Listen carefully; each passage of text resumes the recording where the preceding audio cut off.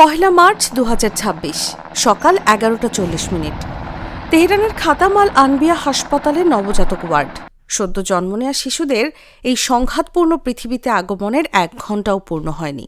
এদিকে তখনও অপারেশন থিয়েটারের নিবিড় পরিচর্যায় ছিলেন জননীরা।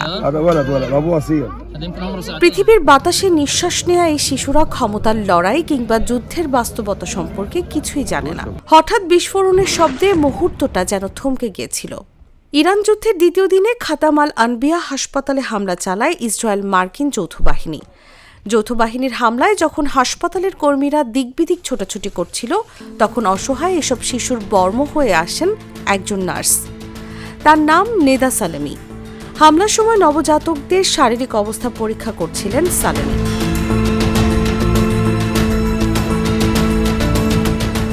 আন্তর্জাতিক মানবাধিকার আইন অনুযায়ী যুদ্ধরত দেশের হাসপাতালে হামলা চালানো যুদ্ধাপরাধের শামিল। তবে এই আইনি বাক্য তোয়াক্কা না করেই হামলা চালানো হয়। যৌথ বাহিনীর হামলায় মুহূর্তেই ছাদ ভেঙে পড়তে শুরু করে, কংক্রিট আর কাচের টুকরো যেন পানির মতো ঝরে পড়তে থাকে। এই ভয়াবহ পরিস্থিতির মধ্যে নিজের জীবনের কথা না ভেবে নেদা ছুটে যান সদ্য জন্ম নেওয়া অসহায় শিশুদের কাছে।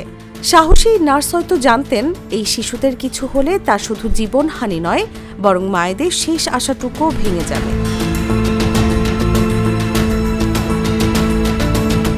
একটি ভিডিওতে দেখা যায় হাসপাতালের ওয়ার্ডের ছাদ যখন ধসে পড়ছিল, তখন নবজাতকদের দিকে ছুটে যাচ্ছেন সালেমি।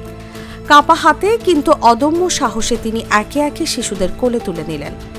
3টি নবজাতককে বুকের সঙ্গে জড়িয়ে তিনি ধোঁয়া ও ধ্বংসস্তূপে ভরা করিডোর পেরিয়ে গেলেন। তিনি আশ্রয়ের দিকে যাননি।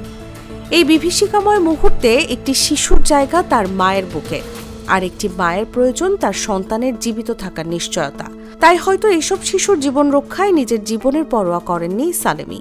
শিশুদের কোলে তুলে নিয়ে তিনি করিডোরের দিকে ছুটে যান এবং মায়েদের নাম ধরে ডাকতে থাকেন। ধ্বংসস্তূপ আর কান্নার মাঝেও নেদার কণ্ঠ যেন ঐশ্বরিক শক্তিতে প্রতিধ্বনিত হচ্ছিল।